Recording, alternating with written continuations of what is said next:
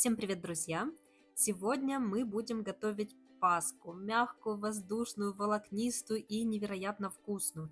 Ту самую паску с ароматом детства и тепла, которую хочется поставить в центр пасхального стола. Подробности сейчас расскажу, а вы пока не забудьте подписаться на мой канал. И приготовление мы начнем с сухофруктов. Нам нужно сделать заготовку. Для этого нам понадобятся любые сухофрукты. У меня здесь изюм и клюква. Можете брать только изюм, только клюкву, либо добавить курагу. В общем, выбирайте, как вам нравится. Туда же к сухофруктам мы добавляем ром, цедру апельсина и лимон. У меня цедра апельсина покупная в виде порошка, но вы можете взять натуральную цедру, прям потереть ее на терочке, и будет ничем не хуже, а то и лучше. Все перемешиваем, накрываем пищевой пленкой и убираем в холодильник на несколько часов. Лучше, конечно, сделать это заранее и оставить сухофрукты в холодильник на ночь. А мы теперь переходим к приготовлению опары. Для этого нам понадобится теплое молоко, дрожжи и сахар. В отдельной мисочке мы будем замешивать опару. Туда отправляем молоко, теплое, сахар и сухие дрожжи. Перемешиваем, накрываем полотенцем и оставляем при комнатной температуре до надобности, примерно на 15 минут. А мы за это время займемся приготовлением теста. Напоминаю, что список всех ингредиентов вы найдете в описании под этим видео. Тесто я буду замешивать в кухонном комбайне. Туда я отправляю яйцо, желтки, сахар, ваниль и соль. Все перемешиваем и ждем, пока все ингредиенты хорошо перемешаются. Замешиваю я на средних оборотах, пока я использую венчик. Как только мы перейдем на крюк, вы об этом узнаете. Добавляем мягкое сливочное масло и продолжаем взбивать. Тем временем уже созрела наша опара. Посмотрите, какая шапочка. Если у вас дрожжи не сработали, то рекомендую тут же сделать новый замес и выдержать опару снова, иначе паски не получится. Отправляем туда же к миксеру опару, вымешиваем и добавляем муку. Но перед этим я обязательно меняю насадку, так как венчик уже не справится, поэтому используем насадку крюк. Добавляем муку частями и вымешиваем на низких оборотах. В среднем на такой замес теста у вас может уйти 5-7 минут. Не пугайтесь, если тесто получилось слишком жидким, оно такое и должно быть. Ни в коем случае больше муки не добавляйте. Лучше добавить муку уже в процессе вымешивания теста на рабочей поверхности. Так вы сможете контролировать количество муки и не забьете тесто той самой мукой.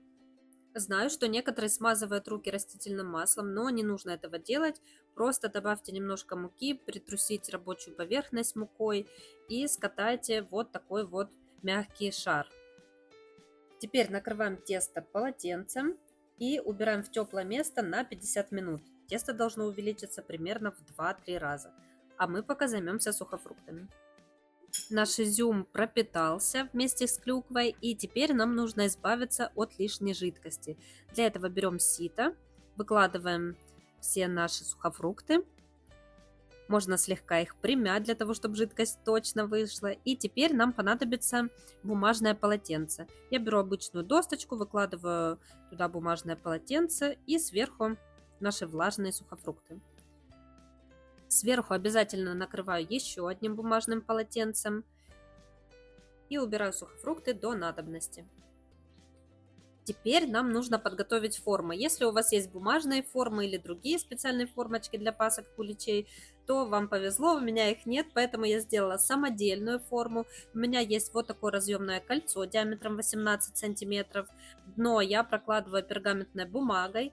Бока формы промазываю сливочным маслом для того, чтобы зафиксировать пергамент по бокам. И все, моя форма готова. Единственное, со временем я ее подрежу для того, чтобы она ровненько зашла в духовку и верх этого пергамента не подгорал.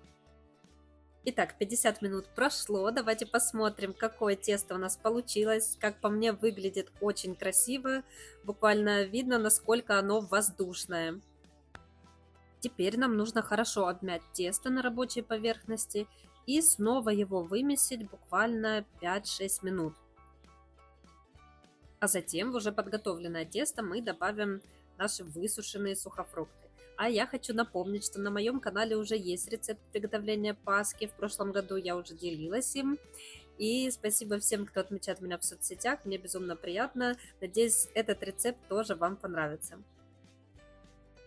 А если тесто липнет к рукам, то добавляйте немного совсем муки на рабочую поверхность, потому как тесто, если вы все сделали правильно, то оно не будет прилипать, не будет слишком липким, а наоборот будет эластичным, покладистым, буквально как у меня. Растягиваем максимально наше тесто и теперь будем добавлять сухофрукты. Их тоже нужно добавить правильно, для того, чтобы не повредить структуру теста и все равномерно вмешалось. Подготовленные сухофрукты выкладываем на тесто и будем сейчас сворачивать тесто рулетиком, для того, чтобы все у нас было равномерно. Это не будет краффин, нет, краффины я тоже уже готовила, но в этот раз это совершенно другое тесто. Благодаря тому, что мы его так сворачиваем, паска получится с такими интересными волокнами. И да, можете меня не исправлять, это действительно паска. У нас в Украине пасхальную дрожжевую выпечку называют паской. Так, мы уже вмешали сухофрукты. Снова добавляю немножко муки и опять же вымешиваю тесто. Теперь снова я его раскатываю. Как видите, таким образом сухофрукты равномерно распределились по всему тесту. Таким образом у вас не получится, что где-то изюма много, где-то мало. Нет, у нас все будет равномерно. Теперь снова сворачиваем вот такой рулетик. И здесь уже мягко сворачиваем тесто вот в такой вот импровизированный шарик. Слегка его придавливаем, но стараемся сохранить вот эту структуру рулета, формируя этот рулет в мягкий покладистый шарик. Надеюсь, вы поняли, о чем я говорю. Важно не нарушить структуру нашего пасхального шарика. Из этого количества ингредиентов у меня получится одна большая паска. Как я уже сказала, формочек для выпекания у меня нет, поэтому вот такая вот одна большая в форме диаметром 18 сантиметров. Теперь пасочку я накрываю полотенцем и оставляю снова при комнатной температуре на 30 минут. Большую паску выпекаем при температуре 170 градусов 60 минут. А пока будет выпекаться наша паска, я приготовлю шоколадный декор. Как его готовить, я уже рассказывала в предыдущем видео. Вы найдете это видео на моем канале, ссылку оставлю в описании под этим видео. И только посмотрите, какая красота получилась. Моя паска выпекалась 60 минут. Готовность обязательно проверяем деревянной палочкой. Если ваши паски были поменьше, у вас на это может уйти примерно 40 минут. Так что время регулируйте выпекание самостоятельно. Достаем нашу паску из формы, перекладываем ее на решетку и даем полностью остыть. И только на остывшую паску мы наносим глазурь. В этот раз я буду покрывать паску молочной глазурью. Рецепт уже есть на моем YouTube канале. Опять же, ссылку оставлю в описании под этим видео. Эту глазурь я готовлю без белка, она получается очень нежная, не трескается, не осыпается. В общем, сплошное удовольствие. Обязательно попробуйте и напишите мне в комментариях, что у вас получилось. Украшаю я, как всегда, по своему желанию. Здесь у меня уже шоколадный декор, который мы приготовили заранее. Шоколадные крошки, бусинки. В общем, делайте так, как вам нравится. И да, хочу предупредить, глазурь схватывается мгновенно, поэтому украшайте паску очень быстро. И давайте посмотрим, что у нас получилось. Посмотрите, какая волокнистая получилась паска. Она очень нежная, воздушная. Если вы любите именно такие паски, то уверена, вам этот рецепт понравится. Всем спасибо.